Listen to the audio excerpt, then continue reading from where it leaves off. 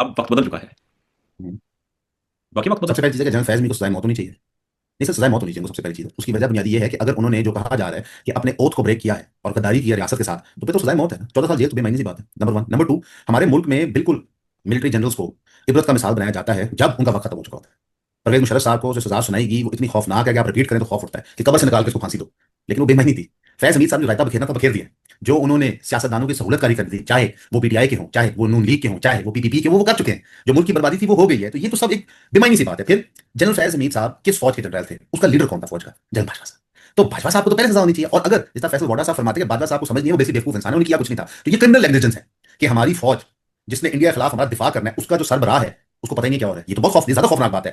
फौज का सियासत में इंटरफेरेंस करना कम खौफनाक है ना कि फौज का लीडर ऐसा उसको ये नहीं पता मेरी फौज में क्या हो रहा है। ये बहुत ज्यादा खौफनाक है। तो मेरा ख्याल है कि आपने एहतसाब करना है, बिल्कुल करें, बनता है। फैज हमीद साहब का करें, बाजवा साहब का करें, जिन जिनकी सियासतदानों ने मदद की। मिसाल के तौर पर नवाज साहब को बाहर कौन लेके गया, इनका भी हिसाब करें। नवाज साहब के बेटे को कौन बाहर ले गया, इनका भी हिसाब करें। हिसाब मुकम्मल होता है। देखें, ना फैज हमीद साहब मेरे वाले थे, ना पीटीआई के बकौल चीफ आर्मी स्टाफ मेरे वाले थे। जिसने इस मुल्क के साथ जो गलत किया उसको सजा दें, अल्लाह का फैसला।